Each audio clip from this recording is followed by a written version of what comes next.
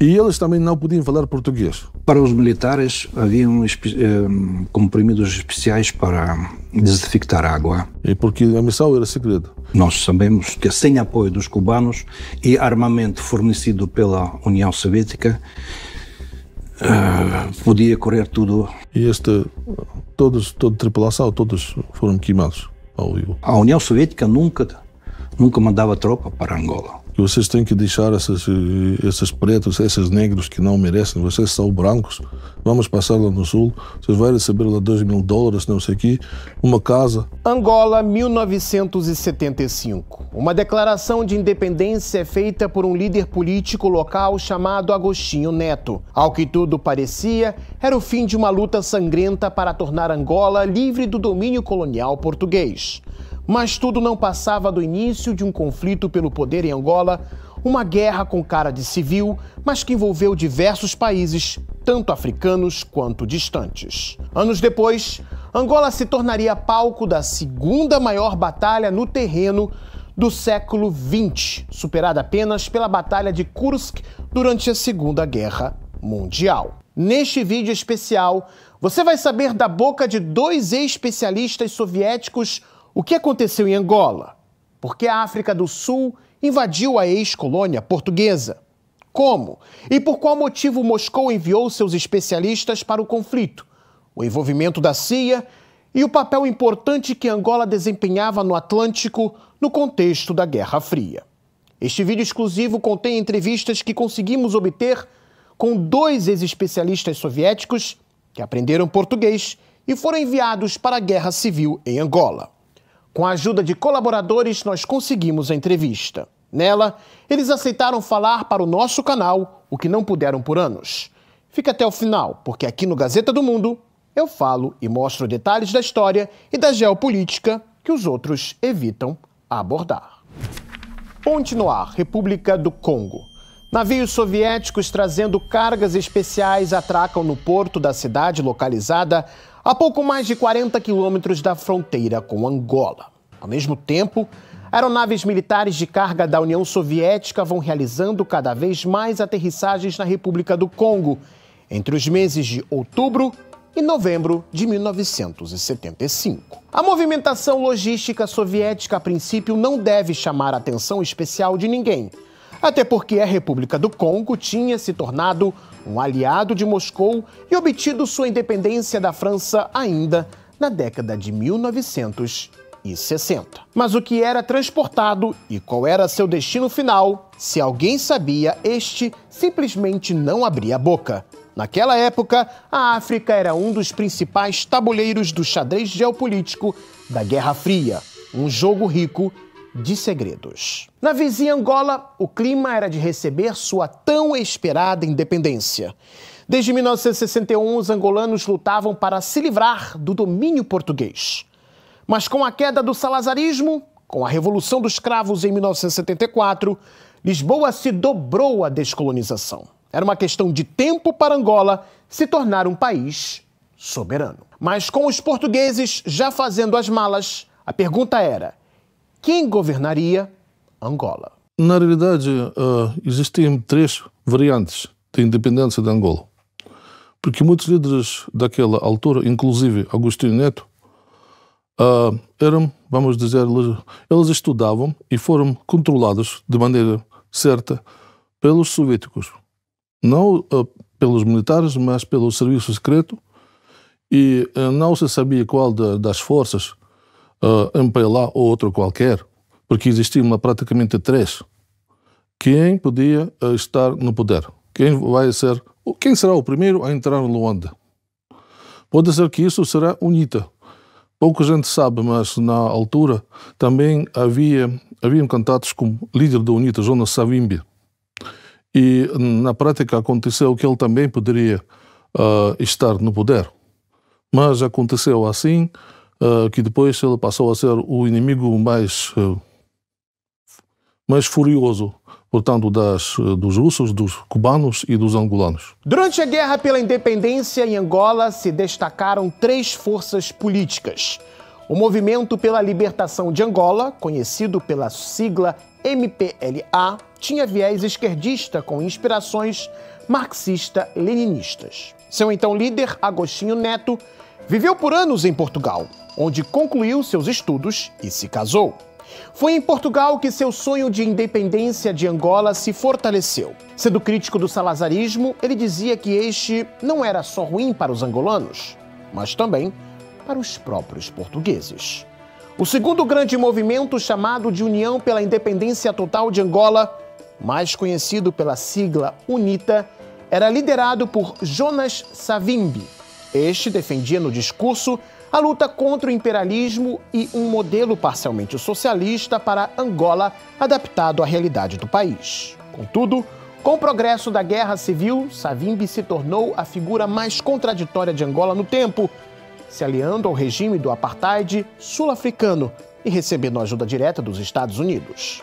A terceira via era a FNLA, a Frente Nacional de Libertação de Angola. Seu líder, Álvaro Holden Roberto, desde os anos 50, já era um ativista segregacionista. Considerado o primeiro líder a defender uma luta armada pela independência de Angola, Holden Roberto organizou e realizou ao longo de anos ataques contra o domínio português. Durante a guerra, utilizou como principal base de seu movimento o território do Zaire, país vizinho de Angola, hoje conhecido pelo nome de República Democrática do Congo. O Zaire, na verdade, se tornou um paraíso para os combatentes da FNLA, e havia uma razão especial para isso.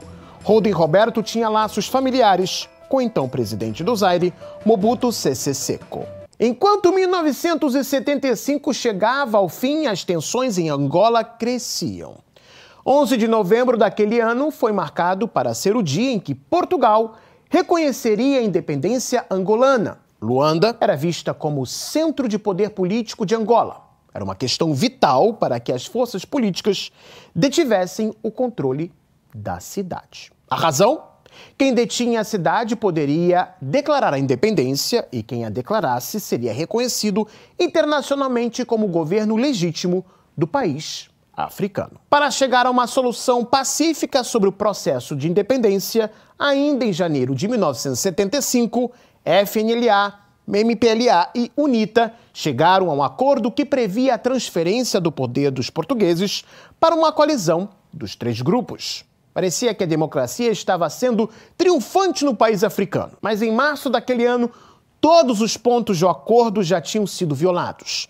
Os confrontos armados entre as facções políticas já haviam começado com não poucas mortes, inclusive entre os civis. O X do problema era que um dos três grupos políticos, o MPLA, com sua visão política marxista-leninista, se tornou uma fonte de preocupações, não só para seus rivais internos, mas também para os Estados Unidos, África do Sul, Zaire e outros países. A infraestrutura em Angola até poderia servir para o uso do programa espacial norte-americano. As empresas dos Estados Unidos controlavam cerca de 90% do petróleo local e o mandavam para fora a preço de banana. Os recursos minerais eram abundantes. Sua infraestrutura portuária e longo litoral no Atlântico Sul era de grande importância para a navegação, tanto civil quanto militar. Ficava claro que os Estados Unidos e seus aliados não poderiam permitir que um país como Angola caísse nas mãos dos comunistas. Mas o futuro do país africano não dependeria só do MPLA, mas também de quais decisões seriam tomadas a 12 mil quilômetros dali, na União Soviética. Em 1975, as ruas de Luanda se tornam um campo de batalha. As forças do MPLA conseguiram expulsar da capital as tropas das facções oponentes, prodígio que não poderia ser alcançado sem ajuda que já era enviada há anos desde a União Soviética. O apoio da União Soviética começou muito mais cedo.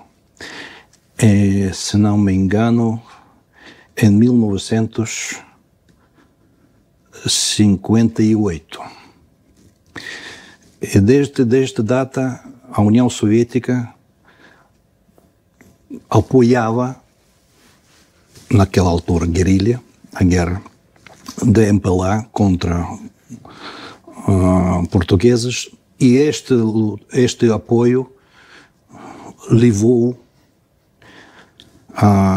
durante todos os anos desta guerra, levou à data 11 de novembro de 1975. Mas um dia antes de 11 de novembro de 1975, ou seja, no dia 10, uma batalha crucial determinou o futuro do país. Combatentes da FNLA, apoiados pela aviação militar da África do Sul, mercenários, soldados do Zaire e sul-africanos, e armados com material bélico, inclusive fornecido pelos Estados Unidos, iniciaram uma ofensiva contra Luanda. Os Estados Unidos, oficialmente, eles não podiam, portanto, eles não podiam ajudar os sul-africanos, porque eram racistas. Não? Mas, discretamente, eles faziam com dinheiro e tudo. É interessante que havia lá sanções contra os sul-africanos por parte dos Estados Unidos. Ao mesmo tempo, paralelamente, eles faziam ajuda para a UNITA. E essa ajuda da UNITA militar foi transportada pelos aviões sul-africanos. Sul-africanos, eles tinham um exército muito forte, muito bem organizado, bem treinado. Era o melhor exército em África, com certeza. E até os angolanos tinham medo, porque os sul-africanos são brancos. E eles tinham medo através daquela história da escravidão. O ataque visava cercar a cidade e a tomar antes da declaração da independência. Só que à medida que avançavam, para a surpresa das forças da FNLA, uma chuva de foguetes caiu sobre suas tropas. Era o uso pesado de lançadores múltiplos de foguetes soviéticos BM-21 Grad, recentemente chegados. A primeira salva de foguetes ensurdeceu os soldados da FNLA. Já a segunda os forçou a se sentirem totalmente desprotegidos. O ataque foi tão forte que as forças da FNLA saíram desbaratadas. Essa foi a Batalha de Kifangondo, vencida pelos combatentes do MPLA, liderado por Agostinho Neto. Mas além da ajuda soviética, um país teve papel crucial na referida batalha. Havia lá laços de amizade entre Fidel Castro, líder cubano, e Agostinho Neto. E o Neto pediu primeiro ao Castro que tem que mandar aqui forças armadas, porque nós aqui não temos forças, nós não temos praticamente o exército, não temos nada. E temos que defender a nossa revolução. E como nós sabemos agora, Castro nem sequer informou Moscou, informou depois. Ele já mandou certas tropas, se não me engano, o nome desse navio foi La Plata. E esse navio dirigiu-se para Luanda. Simultaneamente, os russos é que mandaram do norte, do outro país, aqueles BM-21. E, portanto, aparelhos que, na altura, eram bem novos e bem fortes, esse tipo de arma. E esse equipamento chegou para Luanda e os cubanos não havia lá soviéticos na altura, apenas o embaixador. Então os cubanos, na batalha de Kifangondo, é que eles conseguiram fazer parar o inimigo. O inimigo era aquelas tropas que entraram do Zaire. E eles sofreram uma derrota. Eles andavam assim abertamente, como se fossem na parada. Ninguém se esperou que eles lá em Luanda eles tinham alguma força de resistência. E depois chegou mais tropas cubanos, primeiro mais 500 pessoas, e eles foram também eles que travaram combates sérios contra os sul-africanos, porque paralelamente lá em direção do sul do país, de Namíbia, é que foi a invasão dos sul-africanos. FNLA com bases no Zaire e FNLA e UNITA, mas a agressão e este ataque da parte da Zaire, da parte da FNLA apoiado pelo exército da Zaire, com mercenários internacionais, havia muitos portugueses, sim, queria mesmo derrotar MPLA, ocupar Luanda e, neste caso, a proclamação de independência poderia ser efetuada pela FNLA. Com todo o apoio que a MPLA tinha durante todos os anos da sua luta, da parte da União Soviética, e não só a União Soviética, eu gostaria de dizer que nesta batalha de Kefangong, o papel fundamental passou às tropas cubanas. A União Soviética sempre fornecia o armamento e armas para destacamentos de MPLA. Mas nesta batalha, quem estava no terreno como combatentes da MPLA eram cubanos. E o armamento que foi fornecido, aquele famoso BM-21, é caro como lançadores foguetes, e esta batalha, sim, sem apoio, nós sabemos que sem apoio dos cubanos e armamento fornecido pela União Soviética, podia correr tudo mal. Um fato digno de nota é que quando Agostinho Neto recorreu aos soviéticos por ajuda, Moscou não respondeu de imediato. Nos cálculos do Kremlin, qualquer apoio a ser prestado no continente africano deveria ser feito com cautela. O envio de armas continuou. Sistemas cada vez mais modernos eram transportados, ao passo que assessores militares e tradutores chegavam desde a União Soviética sob sigilo. Sem esta cooperação, Forças Armadas de Angola, tropas cubanas e assessoria soviética, era impossível mesmo defender a independência da Angola. O envolvimento direto dos cubanos, combinado com a decisão de Moscou de fornecer armamentos sofisticados para a época, foi crucial para Agostinho Neto obter o poder e formar um governo internacionalmente reconhecido. Contudo, insatisfeitos com a nova realidade política angolana, Holden Roberto e Jonas Savimbi vão dar ordem de recuo às suas forças, somar seus esforços e recrutar mais gente na zona rural de Angola para uma luta que duraria ainda muitos anos. Para chegar ao poder, eles aceitaram de tudo, até mesmo a ocupação do território angolano por parte dos soldados sul-africanos. Se por um lado Jonas Savimbi da UNITA se dizia defensor dos negros angolanos e crítico do regime do apartheid sul-africano, na prática, ele havia selado uma aliança com a África do Sul. Esta, que controlava o território da Namíbia, vizinha de Angola, temia que um governo socialista bem-sucedido neste país traria o caos para o continente africano, principalmente revoltas dos negros contra os brancos dentro do regime do apartheid. Além disso, na época, a Namíbia estava sob a ocupação sul-africana. Nela lutava um movimento que buscava a sua independência, o Partido SWAPO da Namíbia. Para coordenar melhor suas ações, o movimento utilizava por vezes o território sul de Angola contra as forças ocupantes sul-africanas na Namíbia. A União Soviética via no MPLA uma força que seria sua amiga em um país com território tão importante. Contudo, havia também as motivações ideológicas de Moscou que atraíam tanto angolanos quanto soviéticos para tal amizade. Não vamos esquecer que os portugueses eram colonizadores de tipo muito brutal. Que eles faziam mesmo que durante esse tempo da escravidão, muitas milhões de pessoas foram transportadas de Angola para o Brasil e lá para a América Latina. E sendo assim, a escolha, qual será a escolha? Escolher de outra vez aquilo que eles já tinham.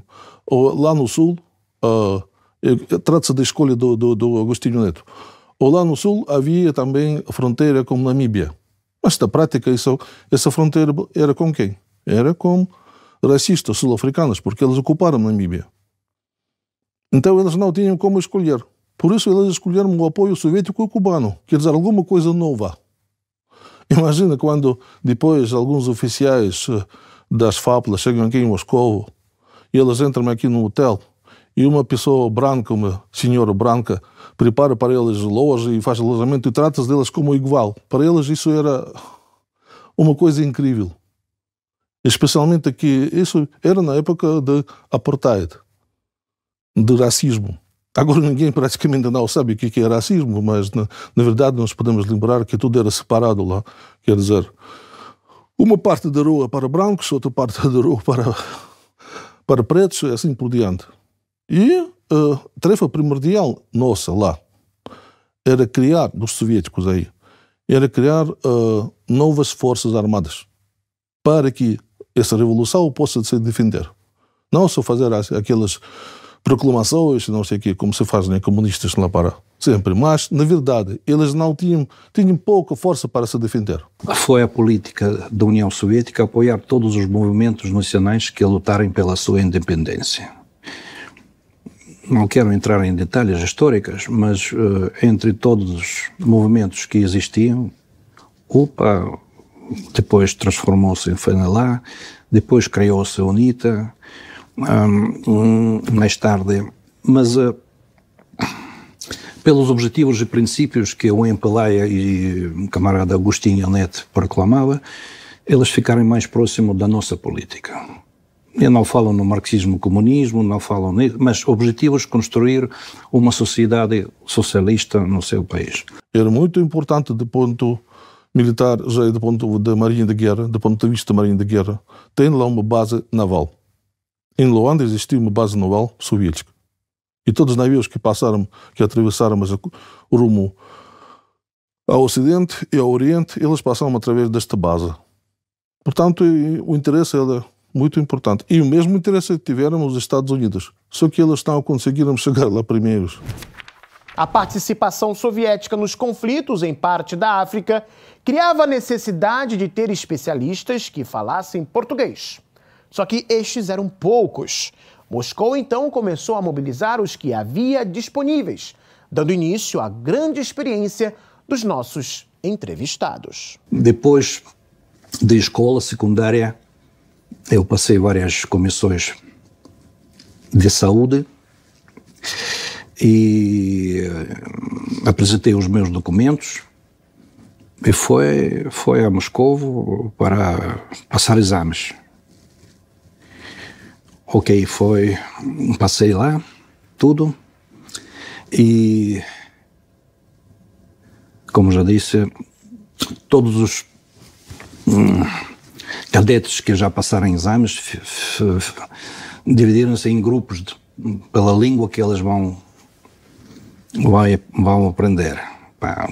Inglês, alemão, francês, italiano, finlandês, português. Pouca gente conhecia em 75 que português é uma língua que pode... Mas foram criados dois grupos. Cada tinha 6, 7 pessoas. E a vida provou que foi uma decisão correta do comando quando nomeou-me ficar neste grupo. Eu preferia estudar espanhol. Mas disseram-me que não, o espanhol talvez será a segunda ou terceira língua, mas a primeira será português. Porque assim é necessário, já no início. Para nós, jovens, 19, 20 anos, era uma honra quando o comando diz, tens que ir lá. E nós fomos. Nós não éramos na altura oficiais. Éramos apenas estudantes. Eles diziam, você vai passar por um departamento especial das Forças Armadas, do Estado-Maior-General aqui da Rússia, vai escrever aí alguns papéis e não embora... Quer dizer, mesmo assim nós deveríamos cumprir essa missão. Chegar aí e estar a trabalhar lá como tradutores, porque eles explicavam assim, fazia falta. E você como membro da Komsomol, não sei quem vai entender isso, mas jovem comunista, assim, tem que obrigatoriamente ajudar o seu país. E nós chegamos lá, foi a primeira missão. Mas depois aconteceu uma coisa bem estranha, até agora não sabemos explicar isso. Quando voltamos, eu e meus amigos dali, e cumprimos a nossa educação, que quando terminamos o instituto, nos chamaram outra vez. E disseram, Aquela história toda não existe. Vocês não passaram por aí. Nem sequer têm um documento. Vocês trabalharam aí como prática. Foi 1 ano de prática, pronto, assim foi escrito. Onde que passamos essa prática? Ninguém sabia. Então, como o serviço na União Soviética, nas Forças Armadas, era obrigatório, aí eles disseram, pronto, pode escolher. Angola, Moçambique, outra coisa. Quem é solteiro, 2 anos. Quem é casado, 3 anos. Os tradutores foram enviados sob cautela do governo soviético para Angola. Alguns deles foram transportados em voos com diferentes escalas em aviões da Companhia Aérea Soviética, a Aeroflot. O translado em aeronaves civis fazia parte da camuflagem da operação. Já a presença dos assessores militares exigia sigilo ainda maior. Em Angola, para evitar riscos à sua pessoa e também à missão, eles eram submetidos a duras regras de conduta. Ser capturado por forças inimigas também não era uma opção. Nós chegamos lá, nós entramos num avião, e esse avião primeiro pousou em Hungria, em Budapeste, e depois Il-72, depois ele chegou a chegar de Budapeste diretamente para Luanda. Chegamos lá e aqui existia uma grande diferença entre a posição e as possibilidades de tradutores e dos militares aí. Os militares soviéticos, aqueles foram obrigatoriamente, eles não podiam manter contatos com pessoas, só de serviço. Não podiam andar abertamente nas ruas, só poderiam andar de carros. Mesmo quando iam andar no fim de semana, quando podiam visitar praia, na ilha de Luanda, aquilo também é uma praia especial. Havia lá guarda dos cubanos ou de tradutores, até com AKM, com Kalashnikov, que protegiam essa região. E lá, portanto, eles podiam descansar. E eles também não podiam falar português. E como sempre existiu um perigo que o UNITA sempre queria apanhar alguns dos soviéticos, dos militares aí, para fazer mostrar que aqui os soviéticos aqui estão lutando. E porque a missão era segreda. E por isso eles, agora os tradutores não. Nós tínhamos contatos com todos. E até vivemos uma parte grande lá em Luanda dos soviéticos vivia na assim chamada missão militar soviética. É uma residência bem fechada. Agora nós vivimos lá simplesmente nos quartos aí abertamente. Ao chegarem no país africano, os tradutores eram utilizados para a comunicação entre os assessores soviéticos e os militares angolanos. Os assessores militares tinham como tarefa ensinar o manejo dos diferentes tipos de armas, táticas de combate, missões de reconhecimento, inteligência, etc. Só que eles não falavam português, daí a necessidade de tradutores. Só que a tarefa destes não era só traduzir. Também era exigido que eles se aprofundassem no conhecimento do quadro político que Angola vivia. Por isso, a comunicação com os locais era essencial. E aos tradutores foram dadas mais liberdades do que aos militares soviéticos. Tradutores eram em posição especial, porque nós deveríamos conhecer a situação, não só traduzir, mas mesmo sentir essa situação política, militar, etc.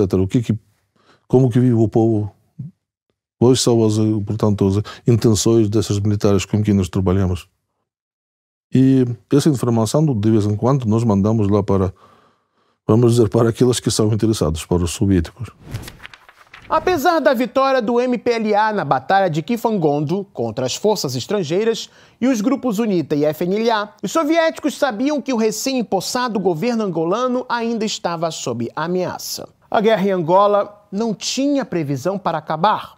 Assim, Moscou colocou como prioridade ajudar o país africano a ter suas próprias forças armadas, capazes de combater os soldados das UNITA e FNLA e repelir as intervenções da África do Sul. Foram criadas as Forças Populares de Libertação de Angola, como foram chamadas as forças armadas do país depois do MPLA assumir o poder. Eles não queriam lutar, mas foram obrigados a fazer isso. E para os soviéticos, para os assessores, o mais difícil quando se planejava uma operação militar, o mais importante era começar. Quer dizer, fazer um movimento de brigadas lá para a frente.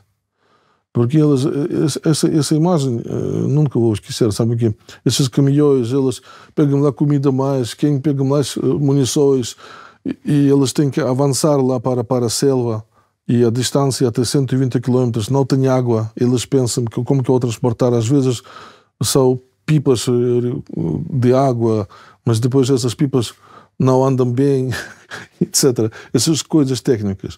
Primeiro dia, segundo dia, era muito difícil o dia da organização. Eles não queriam andar, não querem nada, os soldados.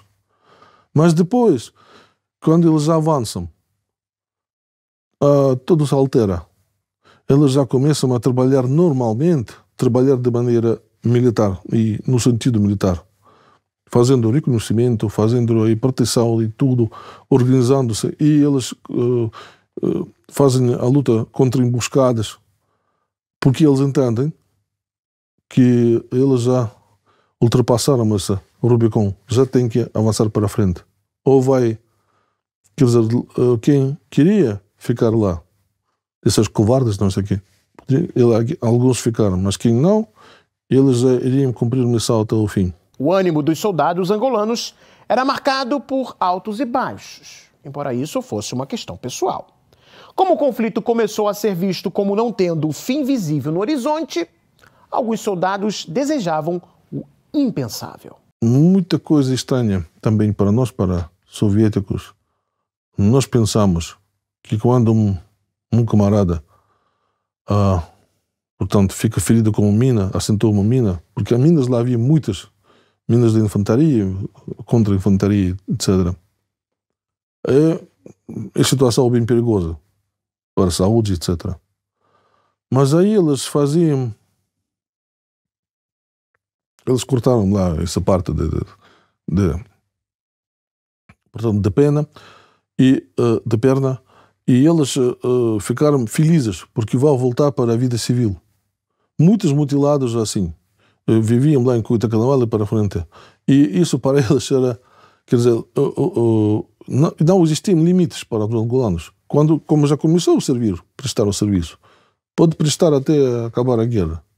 Então a única forma de sair desta luta é estar morto ou ferido. Embora a União Soviética zelasse por sua imagem de não intervencionista, não fornecer ajuda a forças amigas no exterior também era algo negativo. Todavia, nunca foi dos planos de Moscou mobilizar suas próprias forças militares para entrar em combate direto com os rebeldes ou as forças sul-africanas. Muitos pensam que lá, em Angola, havia exército soviético, como se fosse em Afeganistão. Não, meus amigos, lá não havia nenhum soldado soviético. Havia uma rota, aliás, uma companhia de comunicação especial, onde 96 pessoas eram soldados soviéticos, só eles. Eles foram chamados só para fazer essa comunicação. O resto eram apenas oficiais, tenentes, subtenentes, não sei o que, coronéis, que cumpriam.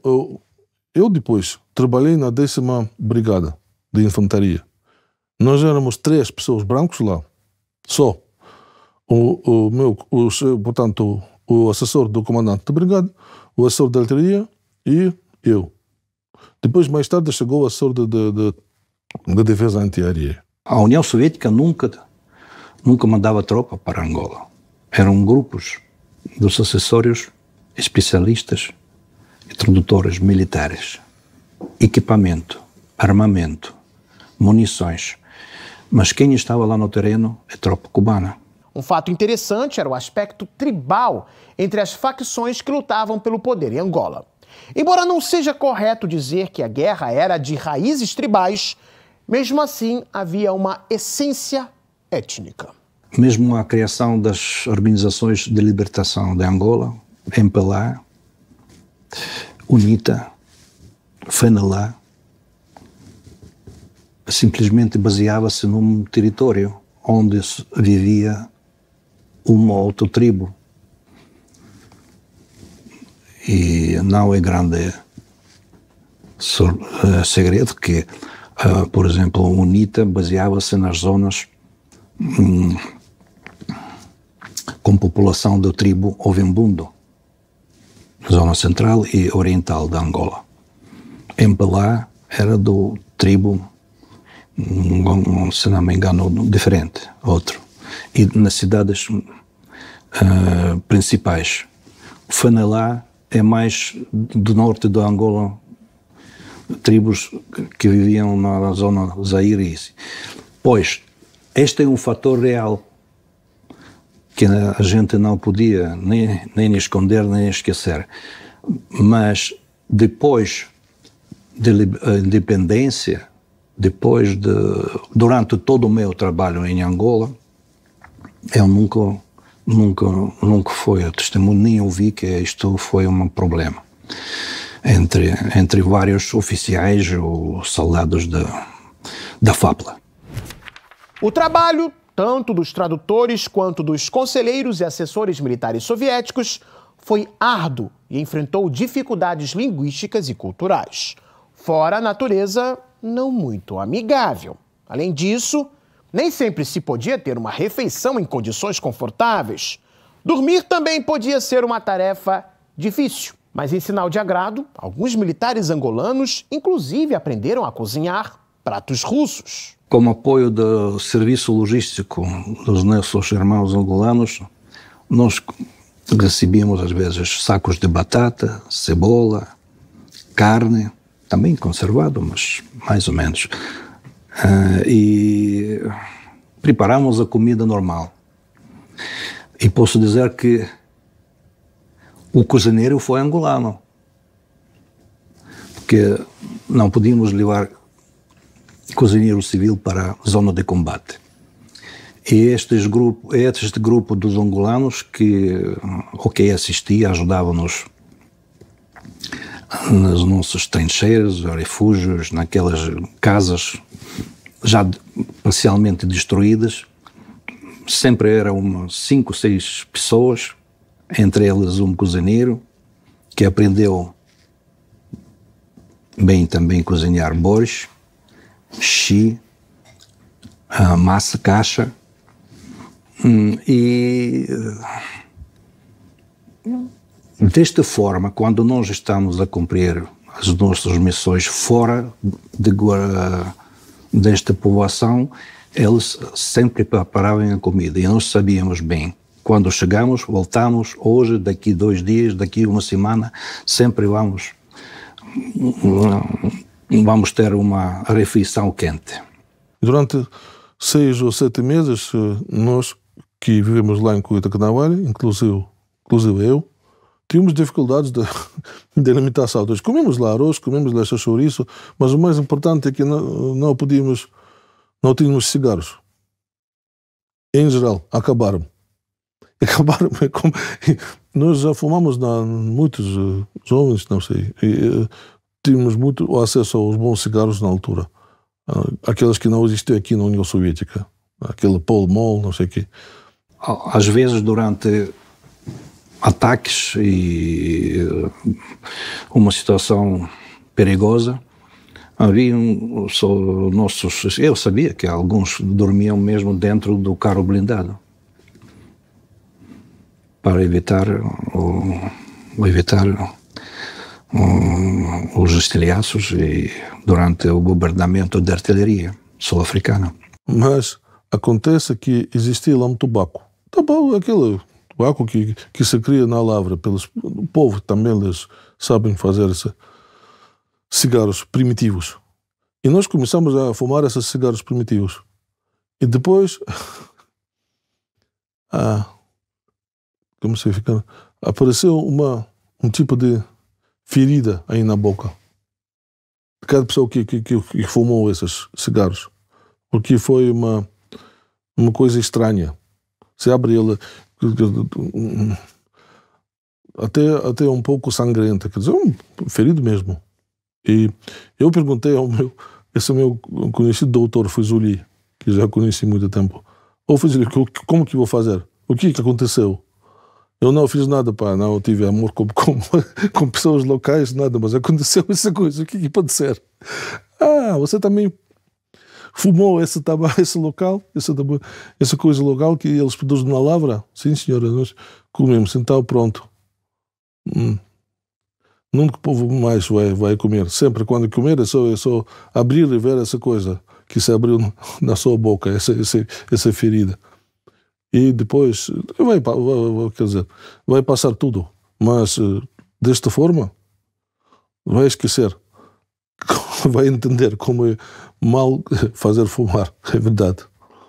Ouvir e respeitar conselhos da população civil ou dos angolanos que já estão lá há muito tempo. Porque nós sabemos que havia muitas doenças, tipo malária. Haviam rios onde a gente podia ver crocodilo. Apesar de, naquele rio que passava no Cuito Canaval, havia zonas onde a população costumava lavar a roupa, mas sempre com cuidado, porque podia aparecer algum animal. Primeiro perigo que praticamente, cada qual dos soviéticos que trabalhou lá no sul do país sofreu e ultrapassou era o paludismo, malaria. Era doença muito forte. Durante 3 ou 4 dias você fica praticamente sem consciência, temperatura até 41 graus, e você está a se sentir como se fosse dali. Imagina, essas estranhas imagens aparecem na sua consciência.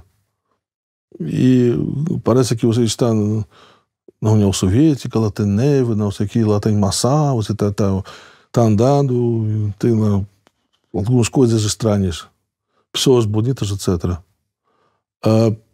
E depois, isso poderia voltar novamente. Às vezes, quem ficou sem consciência 1, 2 ou 3 dias, conseguiu-se. Isso era uma situação mais ou menos normal.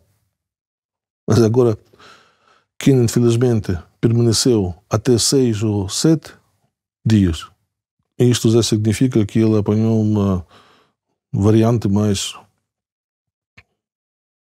difícil, mais perigoso. Para os militares, havia comprimidos especiais para desinfectar água. Mas a ferver água é uma regra fundamental. Mas havia outros perigos. Praticamente bem, o perigo mais importante é o sul-africano. Porque nós falamos também inglês.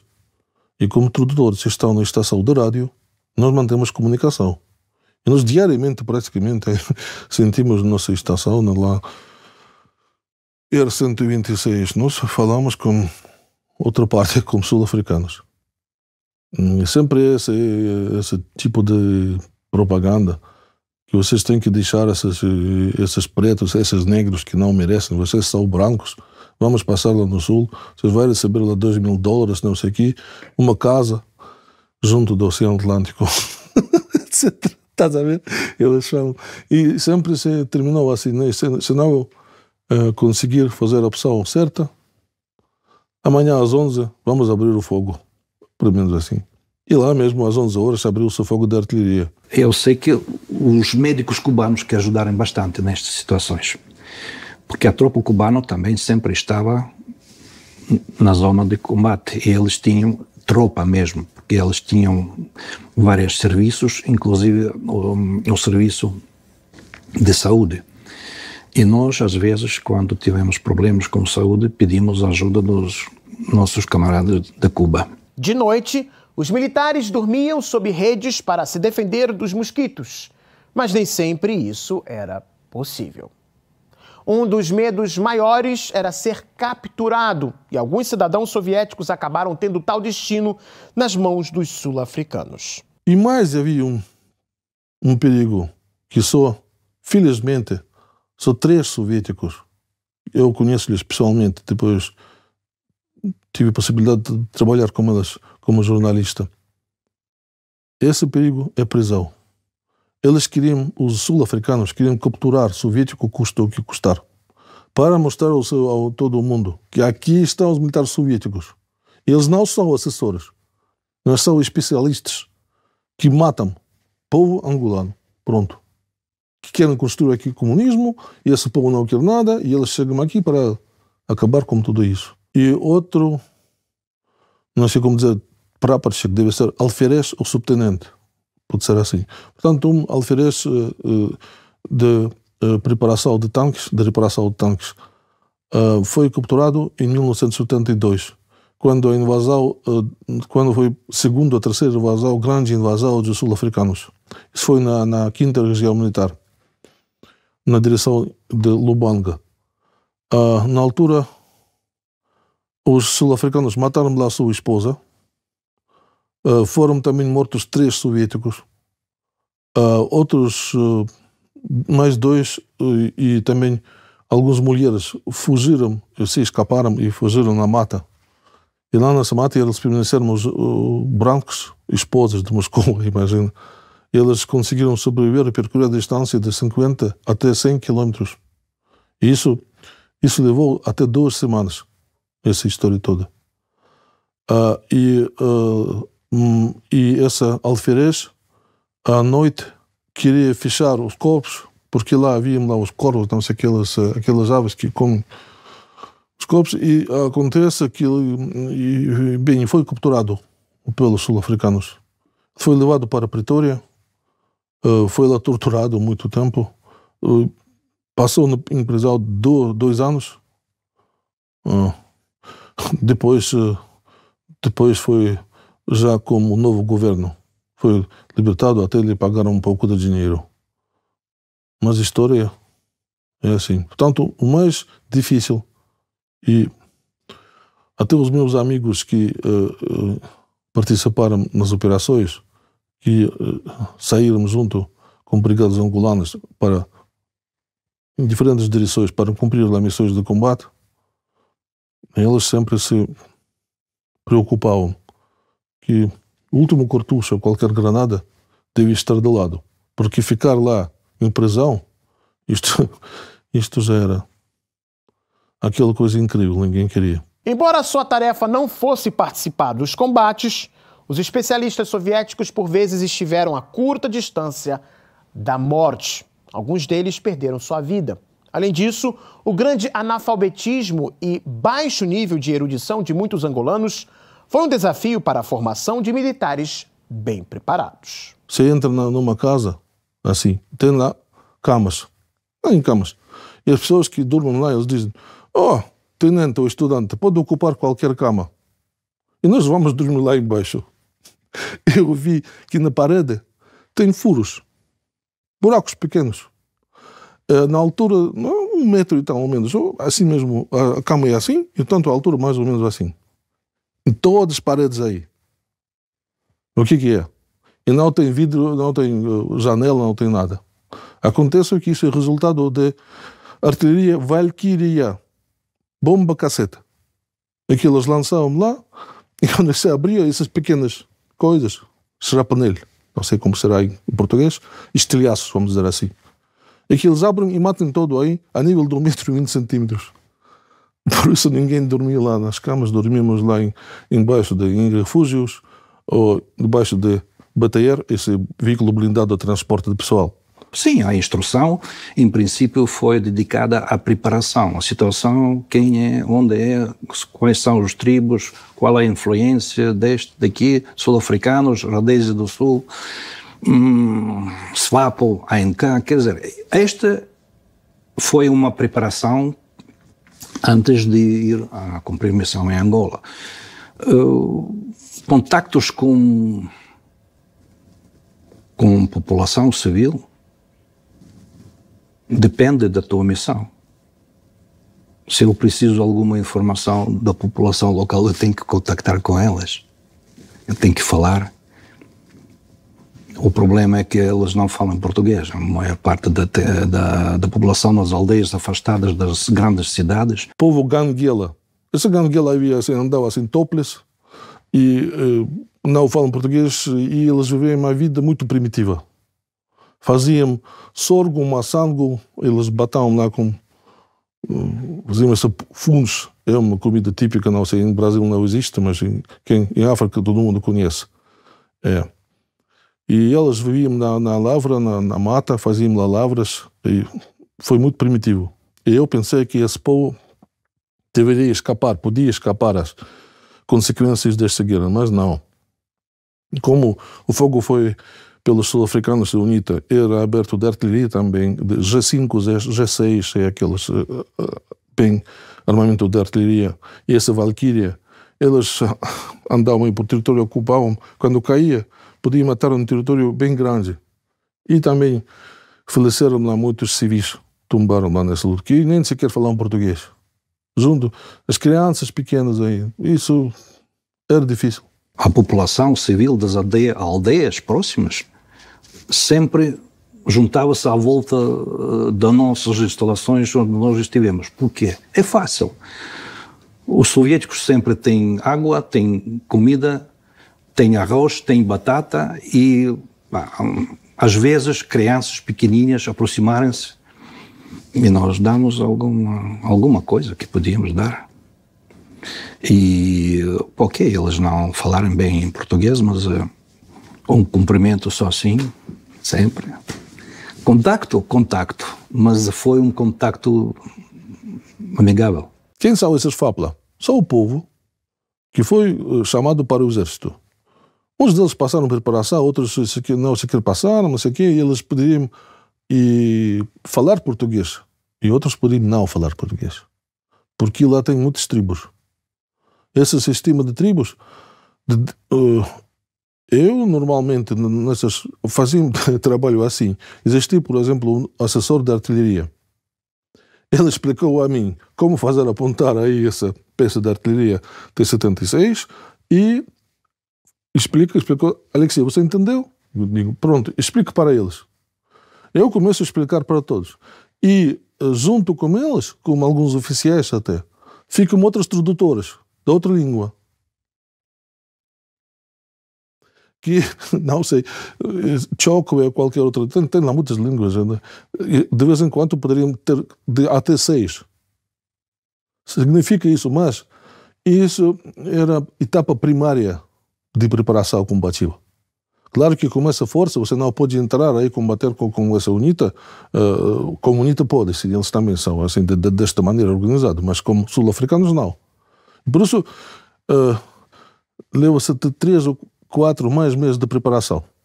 Depois eles já passaram mais ou menos preparados. Já sabiam que a primeira vez eles fechavam os olhos e tiravam com o Kalashnikov assim. Esse foi.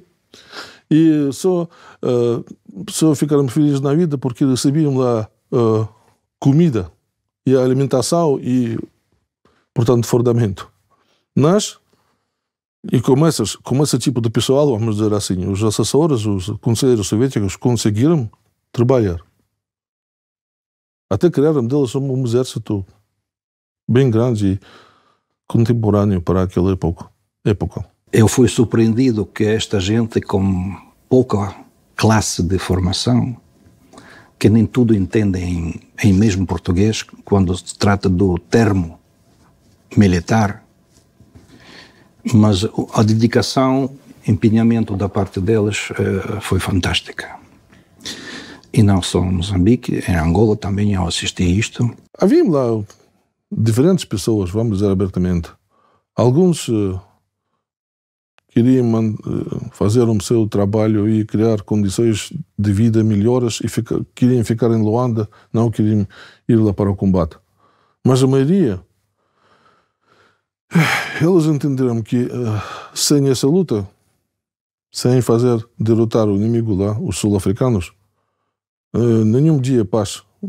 Essa paz nunca vai chegar. Durante boa parte da guerra em Angola, a África do Sul foi a principal ameaça a soberania ao governo em Luanda. À medida que os soviéticos treinavam e armavam os angolanos, seus militares, cada vez mais experientes, também se adaptavam melhor às condições de combate contra os rebeldes das FNLA e UNITA e os militares e mercenários enviados pela África do Sul. Em constante estado de guerra, Angola recrutava muitos cidadãos das tribos espalhadas pelo país. Política igual era seguida pelos rebeldes. A situação fez com que, por vezes, pessoas da mesma família fossem recrutadas para lutar em lados opostos da guerra. Entre setembro e novembro de 1987, deu-se formalmente o início à batalha na área de Cuito-Cuanavale, na província de Cuando-Cubango, no sul de Angola. Há tempos que os sul-africanos tentavam avançar por esta região, apoiando as forças da UNITA baseadas em Mavinga e Jamba. Para evitar tal progresso do inimigo, as FAPLA realizaram pelo menos 2 grandes tentativas de o derrotar em Cuando-Cubango em 1986. O problema é que elas falharam. Sabe, agora todo mundo lá conhece essa batalha de Cuito-Cuanavale. Muito se trata em internet, em outros jornais, revistas agora. Mas pouca gente sabe que esta batalha praticamente se travou durante muitos anos. Oficialmente ele leva 9 meses. Mas, se falarmos em geral sobre a situação, foi como se fosse uma repetição da mesma operação. De início, as FAPLA tinham como objetivo tomar a antiga base portuguesa de Mavinga, onde se concentravam cerca de 8.000 combatentes da UNITA. Mas com sua aproximação, pelo menos 4.000 soldados sul-africanos foram acionados para reforçar a UNITA. De início, o grupo das FAPLA, formado por cerca de 18.000 homens, sofreu duras perdas. Eram pelo menos 4.000 mortos. Aproveitando o enfraquecimento das forças angolanas, os sul-africanos contra-atacaram, forçando as FAPLA a recuar por pelo menos 200 quilômetros. Pessoas são bem magrinhos, muitos feridos, porque não havia lá água. Muitos aí mutilados. E não havia lá medicamentos em quantidade necessária. E eu me lembro quando um dia nosso doutor, chamava-se camarada Faizuli, ele é soviético mesmo. Ele me perguntou: Alexei, pode ajudar? Não tens medo de sangue? Não sei lá, nunca não tive essa experiência. Nós vamos lá. Nós atravessamos lá esse rio, fomos lá no outro mais distante, onde havia uma das brigadas, o acampamento dele, aqueles que regressaram depois desta longa batalha. E ele fazia operações. Deveria cortar partes do corpo humano, vamos dizer, diferentes, braços e pernas, mas não havia nada. Nem sequer. Eles sofriam dor. Que medicamentos não haviam. Morfim também não há nada. Se cortavam mesmo com, sabe como? Com machado às vezes. E o mais estranho, por mais estranho que pareça, muitos deles ficaram vivos depois. Para piorar, as forças da UNITA e sul-africanas montaram um cerco contra Cuito-Cuanavale. Se esta caísse, a base aérea de Menongue, de grande importância para o esforço de guerra de Luanda, poderia ser o próximo alvo do avanço do inimigo. Em medida de apoio, Fidel Castro ordenou o envio de pelo menos mais 15.000 soldados cubanos, ao passo que as FAPLA se mantiveram firmes em Cuito-Cuanavale. A aviação militar angolana foi fundamental para impedir o progresso sul-africano. Munidos com aeronaves MiG-21, MiG-23 e Su-22, pilotos angolanos e cubanos conseguiram superioridade aérea já em fevereiro de 1988. Isso também foi devido ao profissional uso de sistemas antiaéreos por parte dos angolanos que desafiavam o poder da Força Aérea Sul-Africana no sul de Angola. Um dos sistemas que se destacou foi o soviético Petiora. As aeronaves angolanas começaram a metodicamente destruir as peças de artilharia sul-africanas, enquanto os aviões inimigos já não ousavam mais invadir Cuando-Cubango. E outra forma de abastecer as tropas era a aviação. Havia uma aviação soviética de transporte, com pilotos soviéticos aí. Antonov 12, Antonov 26. E esses aviões faziam transportação rápida e transportavam lá armas, arroz, chouriço, não sei o que, esse tipo de comida primitiva que se utiliza no exército. Mas em 1985, um grupo sul-africano, eu depois encontrei essas pessoas mais tarde como jornalista, entraram lá no território angolano. Aí faziam a possibilidade de obter um veículo de defesa antiaérea soviético, Estrela 10. E este veículo blindado, que é capaz de lançar mísseis de defesa antiaérea à altura de 6 km. E eles esperaram durante um mês na selva. Haviam três ou quatro, esses eram soldados SAS, tropa especial sul-africana. E eles entraram, estavam lá esperando quando for condições de veza, portanto, quando as condições de tempo permitem abater este avião de transporte Antonov 12. E acontece que um dia eles conseguiram abater. Saíram 2 mísseis e esses mísseis entraram lá no avião. O avião foi em fogo e o mais estranho, mas os pilotos tinham possibilidade de sair dessa situação. Eles tinham paraquedas. Mesmo Antonov 12, tendo essas 6 pessoas de tripulação, eles poderiam se salvar.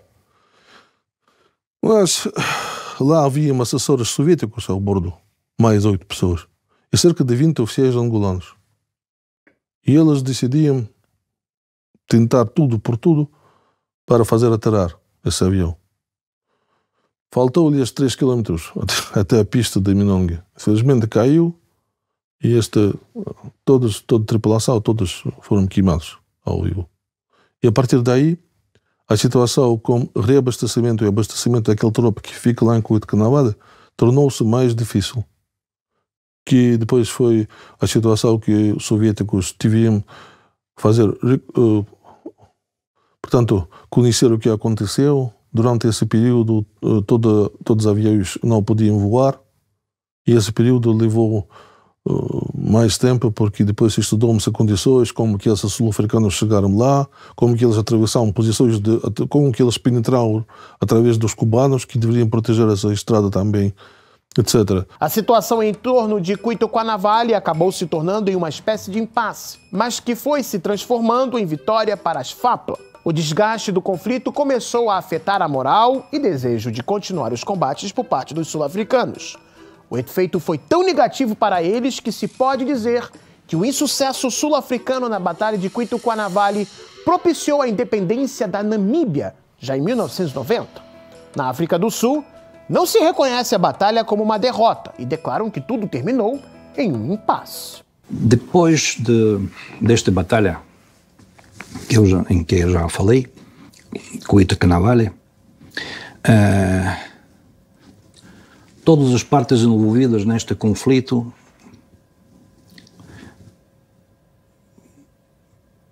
compreenderem que a continuação não tem futuro. Também não podemos esquecer que foi um período quando na União Soviética começou a política de perestroika.